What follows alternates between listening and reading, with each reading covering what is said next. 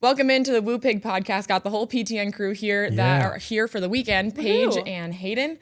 Time to talk some sports. Arkansas is replicating what the Utah week is going to look like for them tonight, but not without some storms in the forecast. Make sure to tune in on to tonight's broadcast because Davion is going to be taking you guys through all of the weather that's maybe not right in Fayetteville, but going to be in the surrounding areas. So be careful of that. Hopefully it doesn't hit here so that everything is okay and smooth sailing for their scrimmage. We're not lucky enough to get rain right now. We're just, we need it so bad. So badly.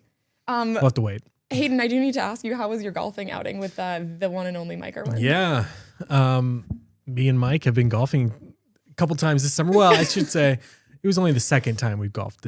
But, he got the best of me. But I will say I tee off from the white tees. He tees off from the red tees. Okay. Quite a bit of difference. So you're saying there's a little advantage that he has? Yeah, a little bit of advantage. And yeah, I was just terrible. I'm not good. You had a great putt at the end. Yeah, I had a 30-foot putt to end it. Wow. So, There you go. Who is that? Tiger Woods out there? that was my only good putt We turned the of TV the whole on. time. We turned CBS on next year and it's Hayden in the Masters. No, I was terrible. Oh my God. He'll be playing in the LPGA Tour. No, I was imagine Trey's terrible. like, that's why he took vacation days.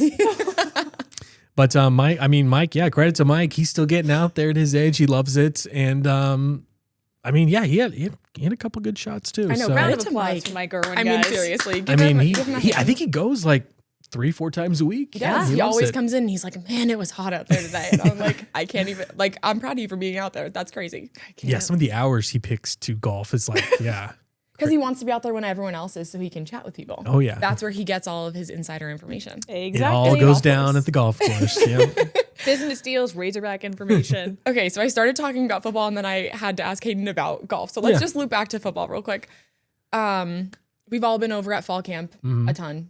Just initial thoughts as we head into the last week without a Saturday game day for college, but 2 more weeks for Arkansas. I am so excited for college football to start. I don't care. The team could lose every single game, win every game, tie the season. I literally will be riding with college football season. Paige, college football fan. Yeah. Just a little bit. Nothing too crazy. No, I'm just kidding. But no, honestly, the energy is really different with this team. I honestly am really curious to see how they're going to be able to manage the schedule. I think the key for them is to make sure that schedule just doesn't beat them up. I think also to Ryan Silverfield, he's got the challenge of, he's got to get those fans hooked still after the Georgia game. And I think the big turning point for them and what's really going to set the tone for the rest of the season is the Utah game. Yeah. Even though that's literally week 2, it's going to set the tone for the rest of the season of what we can really expect. Setting the tone. Do you mean in terms of they need to come out of that game with a win? Do they need to keep it close? Like, are you looking for just things that they've progressed from last season? Like better ball security, defense looks a lot better. Like, what does that look like for you? For me, it's a win. I think if they lose that game, I think fans will still be discouraged and will still be like, these are the old ways. Even though the team has done a really good job and they keep talking about, hey, we got to forget about the 2-10 season. That was last year. This is a whole new program, new quarterback, new defense. Show us why we need to forget about the 2-10 season. Exactly. Yeah. So I think, honestly, they have to come out with a win there. I don't even think it would I think fans would still be discouraged if they lost 21-20. They still would be so discouraged. Yeah. Well, and it's not just last season. It's honestly like the last 15 years of just, there was a Hayden's blip. been through it with There this was a team. blip where, Sam Pittman had them, at the Outback Bowl. They beat Penn State. They've overperformed a couple times during his tenure, but yeah, just for ever since the Bobby Petrino motorcycle accident, it's just been kind of, Bielema had a couple blips on the radar where things might be looking up, but this is a fan base that is just desperate for something new. And Silverfield, I feel like he's doing the right things right now. He's a very normal guy, which I feel like they have. And it's funny because it's so hard to find him when we're shooting practice if I want to get a shot of him. He's also always moving. He's always running somewhere. I'm like, where did he just go? I just saw him. Yeah. So, I feel like the vibes are high at practice. This week in particular, as the games get closer, we're getting to watch less and less practice periods. So we only get like a little itty bitty glimpse. When we saw, I want to say it was either Tuesday or Wednesday, I saw one of the live sessions, and KJ Jackson performed a lot better in the 2-minute drill kind of thing. I don't know if it was an official 2-minute drill. It was just a very tempoed, just kind of scrimmage-like situation. He seems to be performing, at least when we're there, better than AJ Hill. Now today, as we're taping this on Saturday, there's that second scrimmage, which, you would think would solidify some things, not only in the quarterback position, but if there are any other starting, spots up for grabs. Silverfield speaks to the media on Sunday afternoon. Maybe he'll say, hey, I've seen enough. It's time to name a starter. We saw Alabama named a starter. So other schools are starting to do this. I don't know if, I don't see Silverfield as someone doing that just because other schools are doing it. I think he would do it just from a sense of maybe just so everybody's on the same page. So yeah, I mean, they've moved to morning practices this week. Now that school's in session, a lot cooler. They were practicing in like 100-degree heat. Now that's only like 85-degree heat. And we saw some additions this week, which might be short-lived additions with Caleb Wooden and Sean Williams after the court ruling. But so yeah, it was an interesting week for my time out there. And so one other thing, I know we talked a lot about Jelani Watkins. I know Mike Irwin was very interested to see. It seems, and I don't think this is any discredit to him. I think it's just a credit that Arkansas has other more talented receivers that he's been getting like third team reps. So I don't know how much we'll see him, catch, maybe we'll see him in the North Alabama game. I think that's when we'll see a lot of guys that we normally won't see throughout the season, but maybe Jelani's spot is on special teams. We'll see. That'll be interesting. I know that you were also eager because you followed him a lot during the indoor season and then the outdoor season for track, which he was a part of both of those national championships. So he knows what winning is like. So maybe he can bring some of that to the football program. That would be nice. Yeah. Okay. On to the next. Let's talk about the court ruling a little bit because if you want to you can just debrief that. Go ahead. Yeah. So a federal judge. Not to put you on the spot or anything, but okay, here, go talk all this legal stuff. Hayden's a wealth of knowledge, guys. I'm really not. I'm just good at pretending I am. We'll actually back that up in just a moment as to why we were saying that, but go ahead. So yeah, what was it? 3-4 weeks ago, a judge in Colorado granted the class of 2022 high school class a 5th year of eligibility. And Silverfield was asked about that, I believe, right before camp, because I think, and he said, hey, if a situation arises where that would benefit us, yeah, we would add somebody. And there were a lot of like that you had to have already been in the transfer portal at the time. And Caleb Wooden, defensive back, started safety. I think he started every game last year. He was in every game. Maybe he started 11 games last year. We see him show up at practice on Tuesday, and then the university, football account posts him and his new, I believe he was 22 last season. He was in 32 because I believe TJ Lockett is now 22. So yeah, it's like, wow, this is actually happening. And then they added Sean Williams from Dartmouth, who was in minicamp with the Tennessee Titans. That didn't work out, but he was in the portal. So things are like, oh, all right, some depth at the defensive back position. Then this ruling comes out yesterday on Friday. Another, I believe it was like the, U.S. 10th Circuit Court of Appeals. There's so many things, I didn't expect to have to know this much about the law when I was, I did have to take a comm law class in college, but it did not prepare me for this. Yeah, no. I took intro media law. I think that's kind of a standard like kind of journalism thing, but didn't prepare me for any of this. But so now effectively all of those players that were granted that extra year, it's on a pause right now. So we're back into a gray area. Yeah. Okay. So it's not the worst. Timing wise, this is horrible for fall athletes. Yeah, I feel bad. But also, like, what about if there's a team like soccer who already has their season underway and don't they have a 5th year? Yeah, Mackenzie Malum. Yeah. So, like, what does that situation look like? Does she just have to stop playing? Can she still dress and be on the sidelines? Like, this is just so. It is so strange. Also, too, do you like penalize the schools that went ahead and took advantage of it at the end of the day? I feel like you can't. Yeah, I don't think so. I mean, because at least when it comes to football, no one's played a game yet. Yeah. Like we said, there is some soccer exceptions, so we'll see if there's any repercussions for that. And you have to wonder, like, did they get an NIL deal? Like, have they already been given money? So there's just another, wrinkle in this thing. So it seems like, with football week 0 starting next week, I don't know if we're going to get another court ruling in a week's time. Like these teams are going to be like prepping for it's game week for like 20 teams next week. Basically, I think there's 10 Division I games. So I don't know. It's just really messy. I do think from an Arkansas perspective, yes, it would have been nice to have Wooden and Sean Williams as some depth at defensive back. Were they, I think they were already kind of set up though with where they're at. These guys were just added, as depth. Right. So I don't think it's the worst thing in the world. I know it's really unfortunate for these guys, but from a team perspective, I think they'll be okay. Also interesting how late they're joining and having to learn this whole new defense that Ron Roberts is integrating. Yeah, I mean, luckily for Wooden, he was with Ron Roberts at Auburn, so he kind of had some. But for Sean Williams, he's just getting thrown in, and I imagine. So I guess he probably was there for like 2 days of practice before this ruling came down. Yeah. So now are they on pause? Yeah. So again, we don't know. Like, hopefully Silverfield can give us some more information as to their status on Sunday, whether they were at the scrimmage, were able to participate in the scrimmage.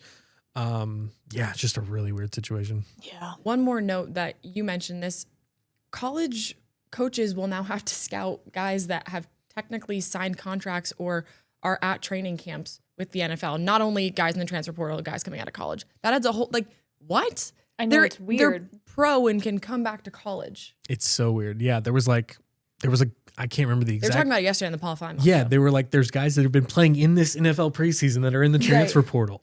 It's so weird. There was a guy in basketball, played for the Jazz. He's in the I believe he committed to Michigan State. It's so wild. I just, toothpaste too far out of the toothpaste tube. Can you get as much of it back in and salvage? I think we're eventually just headed to like a super conference kind of thing, you know. It's with the NCAA not having control of it, like a 40 team kind of mainly of SEC and Big Ten. I feel like it's just headed that way. I don't know, because more private equity is getting into the sport. It's wild. All right, we're going to take a quick break, and when we come back, we're going to tell you why Hayden is a genius.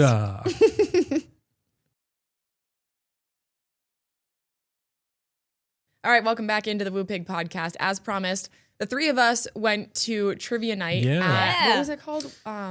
It was place. The sponsor. Wood? Yeah, it was a pizza place in Fayetteville, but it was part of the Jeopardy Bar League, which they have different locations at different. I know Buffalo Wild Wings has a lot of them where you can play. It's just a Jeopardy style themed of, I'm sure everybody's been to a trivia night in their life, but this is just it's literally like they use the Jeopardy categories. Because it was fun. It was a lot of fun, yeah. And so hang out with your coworkers. Right. So Hayden discovered this and invited Paige and I to go with him. And we went and we won. We won. And I feel really bad saying that we won because Hayden won and Paige and I helped. No, well, okay. First of all, some of these categories. I did get a couple of them. I was proud of myself that I contributed, but not enough. Some of these categories, I'm not gonna win like regular Jeopardy. it was like not 90s hip hop artists. Have you ever applied for regular Jeopardy? I've taken the test. And then so there's like a. Tell more. I can show you after this show's over. But you can take a test, and then if you do well enough on that test.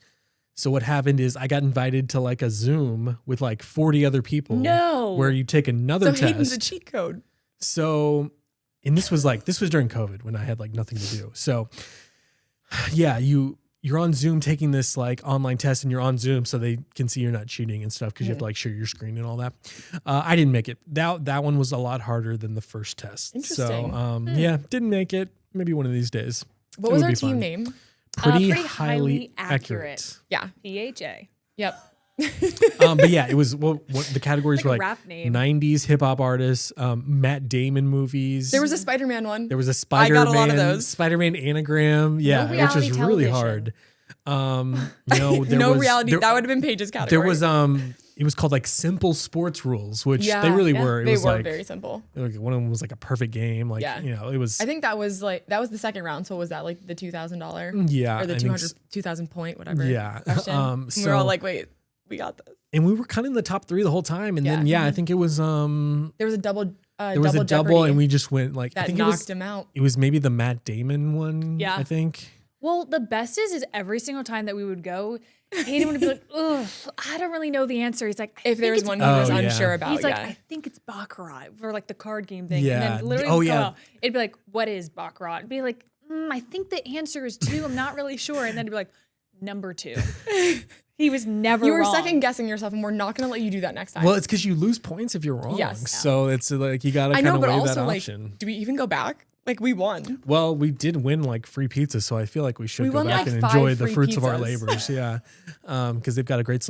Are we gonna like just get all 5 Yeah. on the table and just pick Yeah, we different should. slices? That's what we're that'd going be to do great.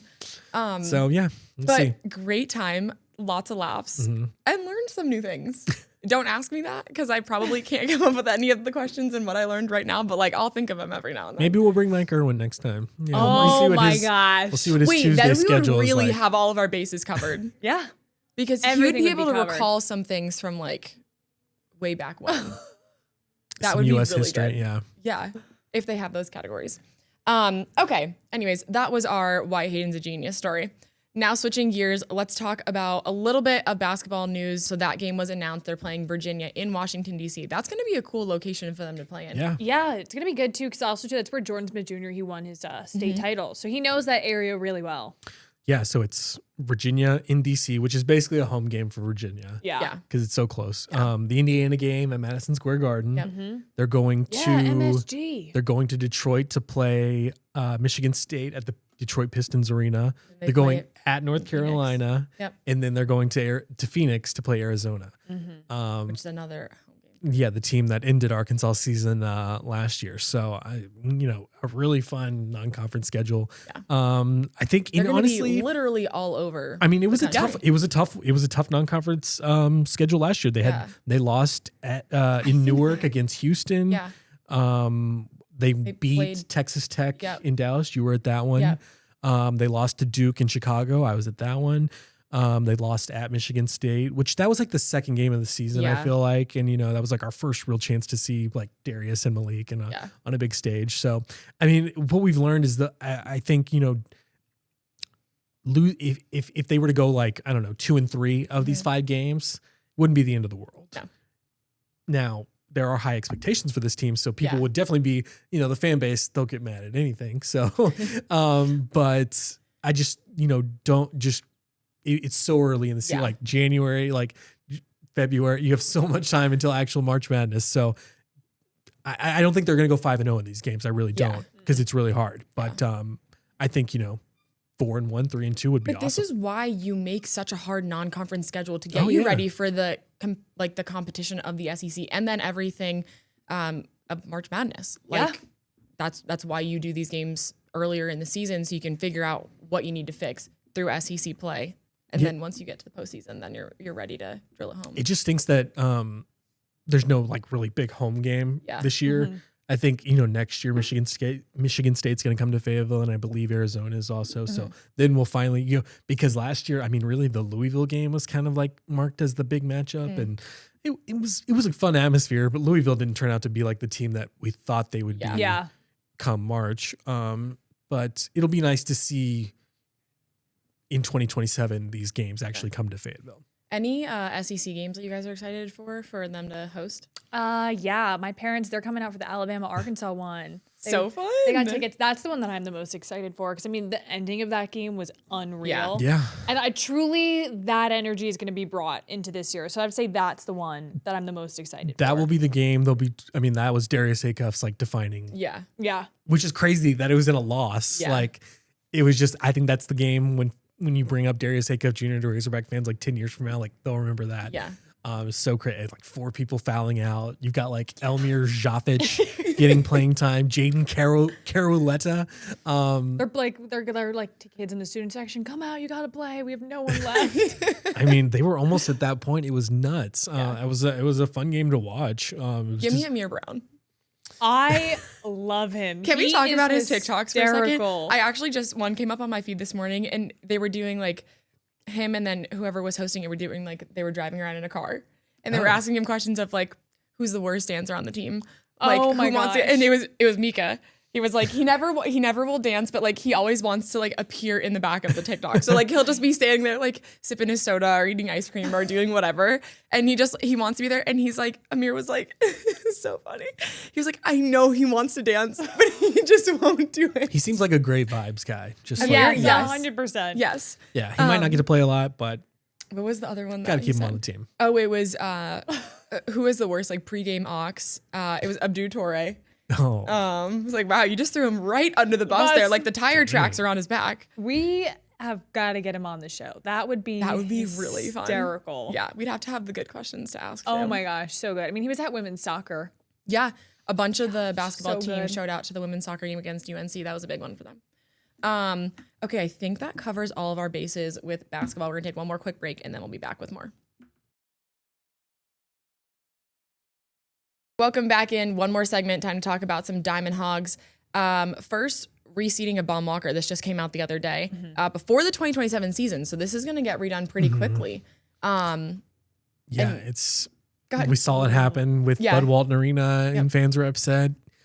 And I've seen, on social media, a lot of like season ticket holders saying like, well, I guess I'm not going to have tickets next season because the prices are just, they're going to go up.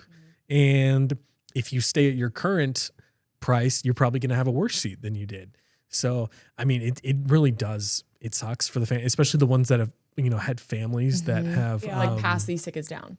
Yeah. I mean, our own, I'll be interested to hear from our own Josh Rugger, who is a baseball season ticket holder himself. I don't think he missed a game. No, I don't think he misses any games ever, but especially baseball. Yeah. So yeah, I'll be interested to see what he thinks about this. The big thing, it's just the reality of they've got to find money everywhere to put a competitive team on the field. I think easily the biggest improvement, I guess you could say, 18 new loge boxes. I feel like that's like lot. one thing, like last year, like in my first year covering Arkansas, that was one thing everyone was talking about. They just wanted more boxes. Yeah. New boxes, new experience. I believe they said they're going to be in left field. Okay. Yeah. So, I mean, if you can afford them, I'm sure they'll be cool. Fun to, I don't know if they'll ever let the media take a look at them, but have fun. All right. And then maybe we can get do one of the house tours, but like one of the new Baum Walker tours. They should do that. Yeah, like an MTV Cribs kind of thing. Yes. Yeah. Welcome to my crib at Baum Walker. My loge. Perfect.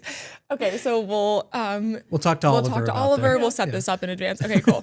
All right, and then some other news. DVH is hanging around at Arkansas until 2030, 31. 31. Yeah, it was. So it's more of like because he signed a 10-year in 2021. So like the years of it was more of a pay raise than a contract extension. Okay. And now his salary's in like the top 5 of all D1 baseball head coaches. As it should be. Yeah.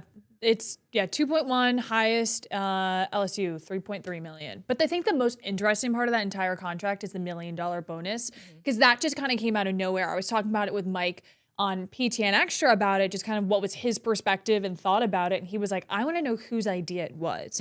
Why did they put it in? Did Hunter Yurachek approve it? Did the board approve it? Did a booster? He was like, I don't think it was Dave that was walking up saying I want $1 million if I win the College World Series. But we both agreed that it sends the message to recruits that I'm not going anywhere. I'm not retiring because, there's always rumors going around of coaches retiring and stuff. And he's, not that he's old, but he's towards that age of, okay. He's tenured. And Trey asked him about that before in our baseball preseason special last year. And he said, my wife isn't going to let me retire anytime soon. And he said it's easier now than it was like 20 years ago when his kids were still in the house. Right. Yeah. So he's not like missing, he's not missing like they're going to school or something, so. And I also think he wants to stick around to also see if this pipeline between here and Japan could grow in the next couple of years, see what happens with Shogo Miyauchi this year. Yeah. And then that could be like groundbreaking for the SEC because nobody else has done this before. Yeah. He doesn't. He says like the team keeps him young. He still goes and runs, and so I don't see him retiring anytime soon. Yeah, unless maybe if they did win a national championship, then that would be his like swan song. End on a good note. Yeah. Just end that way because I feel like especially. But what is a good note? Like a good note has to be winning. It has to be. Yeah, it has to be winning a national championship. They've done everything else but that. Yeah. Exactly. Like you've won the SEC title. Okay, you've made it to the Men's College World Series, but you still lost. Last thing you got to do. And he just watched another SEC team win the national championship, which He I still can't. It's still hard to fathom that. Which we're not even going to go down that rabbit hole right now because we'll go way over time because I need to wrap it up soon. But yeah, just final thoughts on DBH. Yeah, I mean, it's great. And then really quick, they've announced like this new exhibition series with softball and baseball. So previously fall ball was kind of like free. You could just walk in, like bring just like scrimmages. People brought their dogs and stuff but it sounds like, you're gonna have to pay. It's probably not gonna be that much. I feel like highest ticket for like a premium thing, which includes like a bunch of stuff, is $91. Cheapest is $9, I want to say, for softball and $11 for baseball. Yeah, I think the diehards that will go will still pay that price to go because it wasn't like they were packed. No, there was no one there. So if anything, if like I said, any additional revenue they can bring to this team, that's even the spring games that I went to before the season started. There weren't a lot of people there either. Softball will be cool. DJ Gasso's Tulsa team's coming. Yeah. So wow, comes back to Arkansas so soon. And Courtney Deifel hired her sister. Yes, I did see that. All right, so we'll have plenty to talk about next week as well. That'll do it for this week's Woo Pig podcast. Hayden and Paige, thanks so much.